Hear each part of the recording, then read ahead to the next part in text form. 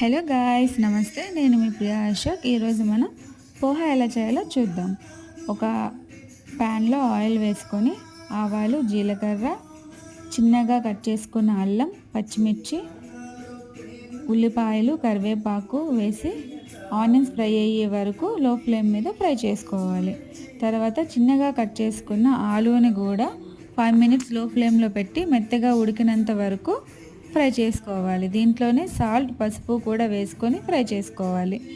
తర్వాత అటుకుల ప్రాసెస్ ఏంటంటే, అటుకుల్ని 2 సార్లు నీట్గా క్లీన్గా కడిగేసి నానబెట్టకూడదు. నానబెట్టితే మాత్రం మెత్తగా అయిపోతాయి. సో నానబెట్టకుండా 2 సార్లు కడిగేసి సైడ్కి తీసేస్తే ఆ వాటర్తోనే అవి మెత్తగా ఉడికిపోతాయి. సో అటుకుల్ని ఇలా నేను చూపించే విధంగా వేసుకుని మొత్తం కలిపేసుకుంటే పోహా అనేది మనకు పొడి పొడిగా చాలా టేస్టీగా రెడీ అయిపోతుంది. Thank you.